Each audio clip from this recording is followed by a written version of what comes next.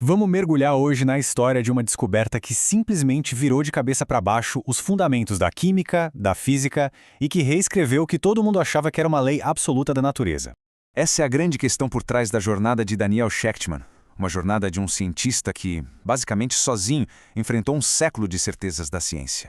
E tudo começa, olha só, num dia que tinha tudo para ser comum. Uma observação de rotina num laboratório que, sem ninguém esperar, acabou se tornando o estopim de uma revolução científica.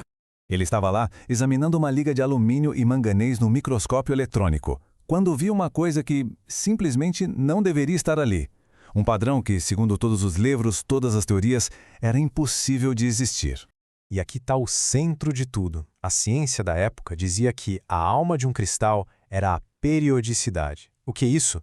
É um padrão de átomos que se repete, e se repete, e se repete infinitamente. Só que a imagem de Shechtman mostrava algo diferente, uma estrutura superordenada, mas que nunca se repetia. Imagine encontrar uma frase perfeitamente lógica, mas escrita com letras que ninguém nunca viu antes. Era isso. Agora, dá para imaginar que uma descoberta que vira a ciência de ponta cabeça não foi recebida com festa, né? Muito pelo contrário. A reação foi imediata e foi brutal.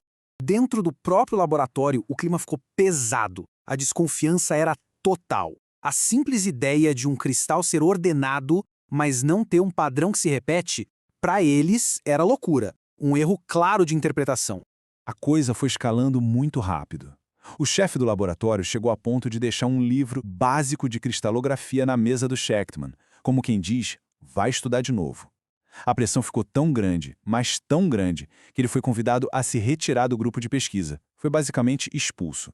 E a briga não parou por aí. Na hora de publicar os resultados, mais portas na cara. O primeiro artigo que ele enviou, rejeitado na hora. Os revisores, que são os guardiões do conhecimento científico, simplesmente não aceitaram. Ele teve que procurar uma revista de metalurgia, que era um campo menos tradicional, para conseguir publicar pela primeira vez. Só em 1984 que uma versão mais curta saiu numa revista de peso, mas a guerra estava muito longe de acabar. Se enfrentar a comunidade científica inteira já era difícil. A oposição ganhou um nome. E que nome? Um gigante. Linus Pauling. Para a gente ter uma ideia do tamanho do problema, é preciso entender quem era Linus Pauling. Ele era uma lenda viva. O único cientista da história a ganhar 2 prêmios Nobel sozinho, em áreas completamente diferentes. A opinião dele tinha o poder de dizer o que era ciência e o que não era. E a opinião do Pauling sobre o assunto foi demolidora. Com essa frase, ele não só negou a descoberta, mas ele humilhou publicamente quem a defendia. Ele transformou um debate que era para ser científico num ataque pessoal, dizendo na cara dura que Shechtman não era um cientista de verdade. O próprio Shechtman reconhecia que Pauling era um gênio. Mas era um gênio que não conseguia admitir que algo novo pudesse existir fora do que ele já conhecia. Pauling lutou contra a ideia dos quase-cristais até o último dia da sua vida, mesmo quando as provas se tornaram irrefutáveis. Mas a ciência, no fim das contas, não se baseia na opinião de uma autoridade, e sim em evidências. E devagarzinho, o jogo começou a virar. Esse caminho foi uma maratona, não uma corrida de 100 metros. Levou uma década inteira, desde aquela primeira mergem em 82, passando pela publicação importante em 84, até que a prova final obrigou todo mundo a mudar as regras do jogo. O momento da virada aconteceu em 1987.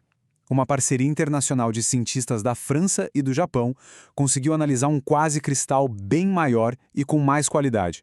As imagens que eles conseguiram eram inegáveis. Foi a prova que finalmente calou a boca da maioria dos críticos. Com a prova na mão, o que aconteceu não foi só a aceitação de uma coisa nova. Foi a mudança de uma das definições mais básicas de toda a química. A mudança de pensamento foi gigantesca. A ciência saiu de uma visão super rígida, em que ordem e repetição eram a mesma coisa, para um entendimento muito mais amplo. A ordem na natureza podia aparecer de um jeito novo, inesperado, a tal da quase periodicidade. E foi nesse ano que a União Internacional de Cristalografia, que é a autoridade máxima no assunto, mudou oficialmente a definição do que é um cristal para poder incluir a descoberta de Shechtman. A revolução estava consolidada. E por que tudo isso importa, afinal? Porque os quase-cristais abriram a porta para materiais com propriedades que ninguém imaginava. Hoje, eles são usados em coisas como aços inoxidáveis super resistentes, panelas com revestimento antiaderente, isolantes térmicos. Aquela ideia que foi ridicularizada, hoje faz parte da nossa tecnologia do dia a dia. E então, quase 30 anos depois daquela observação solitária num laboratório, veio o reconhecimento final. Daniel Shechtman recebeu o Prêmio Nobel de Química pela descoberta dos quase-cristais. Essa frase do próprio Shechtman resume o legado dele de forma perfeita. Ele não descobriu só um material novo, ele expandiu o nosso entendimento sobre a ordem que rege o universo.